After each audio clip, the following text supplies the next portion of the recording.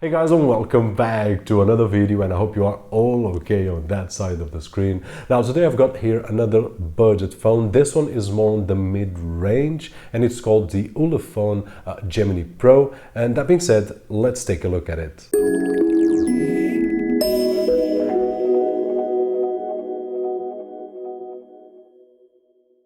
And we are back, and starting as always with a very quick unboxing experience. As you guys can see on screen, the package is a little bit more pleasant than what we are used to see on budget phones. But in this particular case, of course, we are talking about a mid-range phone, so it's to be expected that they pay attention to some details. Now, moving on to the specifications, this phone is running the Mediateck 6797 SoC, also known as the LUX20, which is quite a nice SoC in terms of performance, but not so friendly in terms of battery usage. We will talk about that in just a few seconds. Now, it also has 4 GB of RAM and 64 GB of flash storage on a 5.5-inch IPS Gorilla Glass 3 screen with a resolution of 1920 by 1080 and running Android 7.1.1. Now, taking a closer look at it, this is a 5.5-inch phone, so for those of you like myself that have small hands, it will not be easy to manage it. And for me, honestly, especially when I'm used to use as my personal phone the iPhone SE, which is only 4-inch, when I grab a phone of 5.5-inch, for me, it's impossible to use it just one hand. But for those of you that have larger hands or don't mind using two hands, then it has a gorgeous display. Now, in terms of design, it looks like the iPhone 6, iPhone 6s, and so on and so forth. And not only by looks, even the build quality looks like a more expensive phone than what it is. And of course, there are some details that are different from the phone that I'm comparing, which is the iPhone 6 and iPhone 6s and so on. But it reminds me of it when I touch it, especially because it not only looks, but it feels like the same kind of material. And although I believe that they are different materials, to the hand they feel more or like the same. Now, it looks great and it has a solid metallic unibody that feels great to the touch, and as I said, it looks a bit more expensive than what it actually is. It can take up to 2 SIM cards or 1 SIM and 1 micro SD. It has a power button and a volume rocker on the right hand side, a 3.5mm headphone jack on the top, speakers on the bottom, and a USB-C port for charging also on the bottom. Then it has a 8-megapixel front-facing camera and a dual 13-megapixel back camera. And it also comes with a back cover that, although it's nothing special, it's a nice touch and it doesn't feel that cheap. So it might be useful for those of you that don't mind protecting the back of the phone just in case it doesn't scratch. Now, at the front we will also find the fingerprint sensor, which in my opinion is very accurate and not slow at all. Actually, the only delay that I feel is the time between recognizing the fingerprint, which is really fast, but the time that it takes to wake the screen is more than it takes to recognize the finger. Now, moving on to the benchmarks, I'll show you guys for a brief few seconds on screen so that you guys can compare with other machines and be aware of what kind of SoC we are talking about. But as you can see, really respectable results. And I did the usual tests starting with disk speed, Wi-Fi, Geekbench, Antutu, 3D Mark Storm, iStorm Extreme, 3D Mark Slingshot, and finally on Epic Citadel. And as you can see, this phone, at least on benchmarks, will not find any type of software or any type of app or game that it won't be able to play. And in terms of the Android experience, we will find here Android 7.1.1, pure Android experience, or almost stock, with the exception of a few customizations. The buttons are on the screen but can be hidden when necessary, and the fingerprint sensor will also act as a back button. In terms of apps, I don't see any bloatware or any trashware, which is always good. And in terms of customizations by Ulefone, that will enhance the experience of some users, but it's also optional, which is great. And in terms of examples, I could mention the LED notifications that will show show a different color code according to our choice, of course, the non-touch operations, system motion, flip to mute, off-screen gestures, and a few others that I believe that will be useful for some users. Now, in terms of performance, as I said, and as we have seen on benchmarks, this is quite a powerful SoC. It's not a flagship anymore, at least. It is on the mid-range but climbing to the top, so we will expect high performance of this. And what I can say in terms of real-world performance is that I didn't find any app that I couldn't run. Now, the only issue could be a firmware problem, but honestly I also didn't find any problem here.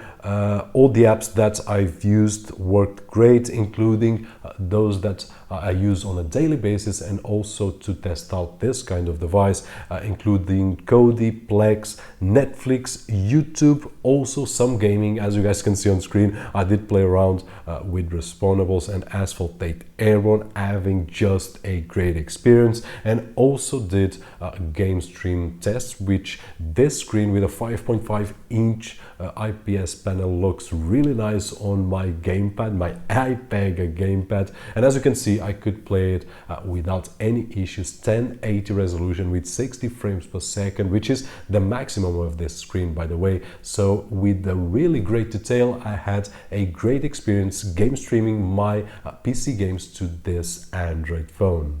Now, moving to the camera, as we have seen, it has a dual 13 megapixel camera on the back. And guys, what I can say here is that in terms of picture quality, this is a step forward compared to lower budget phones, but this is something to be expected. It's not perfect, far from it, but I did find the autofocus pretty accurate, and it's not slow as we have seen on other lower end phones. And in terms of quality, what I can say is that on picture it's not bad at all. As usual, I will leave a link down below so that you guys can check some of the pictures in a higher resolution to have a better idea. But the point that I can make is that in terms of pictures in good conditions, or in good light conditions to be more precise, the phone will behave good enough. Now, the phone has some picture modes, including the bokeh, but it doesn't work the way that we want. It's a fake bokeh. It looks more, in my opinion, like a macro shot on a picture that we don't want to be a macro, because it will draw a circle on the part that we focus and then turn everything else out of focus, and that's honestly not something that I would like to achieve. I prefer to do that on a proper camera and don't rely on phones, at least not yet, because in my opinion they are not ready.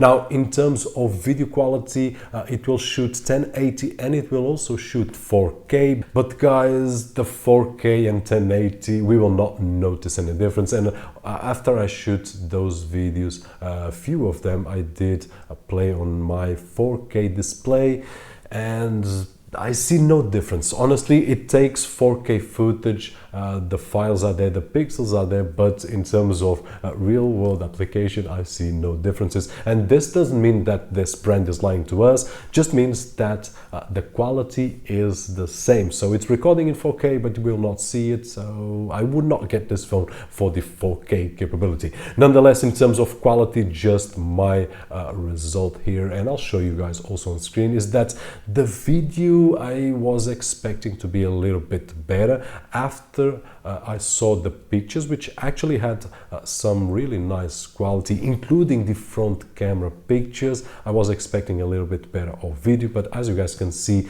the video is not there yet. It's not really in focus, and I did try several times, but it always looks like a little bit out of focus, which doesn't give that eye quality sensation when we watch it on a display. Now, in terms of GPS, I did the same test that I do with any phone, and what I can say is that worked without any issues at all, using the phone as the GPS. And as you guys can see on screen, no data whatsoever, only the GPS working, and I didn't notice any issues at all. And finally, guys, in terms of battery, as I said in the beginning of the video, and as you guys are aware, this SoC is not very battery friendly, so it will drain. It is a powerful SoC, but it will drain, and this means that that we will be able to do anything on this phone. And if you are a not intensive user, you will be fine. You will have one day and a few hours of usage. But if you are one of those guys that play a lot of games and are very intensive, then this phone will drain the battery much faster, and probably you will not reach one full day. And that is it. So in conclusion, guys, what I can say is that when I feel and touch this phone, it feels premium, and it looks and feels more expensive than what it actually is. Now, this is not the cheapest phone that we have seen here on the channel, but for what it has, I do believe that it's worth it, with the exception that if you are a very intensive user, then the battery will drain fast. But these days it's really difficult to find a phone with these kind of specs that will last more than a day. And of course, there is the picture quality that I do believe that it's a bit higher than what we have seen in the past with lower end budgets. The video quality, although it's better, it's not what I was expecting, but I was a bit spoiled with the picture quality, both on the back camera and also on the front camera, which is nothing spectacular, but acceptable for some pictures, selfies, if you want to call it. And that is it, guys. I do believe that for the price that it costs, if you are looking for something cheaper with the great performance that at the same time looks great, this is something to consider. Is it the best or not? Then this is something that you guys will have to consider before the purchase. But this is my feedback. I was not disappointed. I did not find any firmware issue, and looks really nice with a really fast and accurate fingerprint sensor.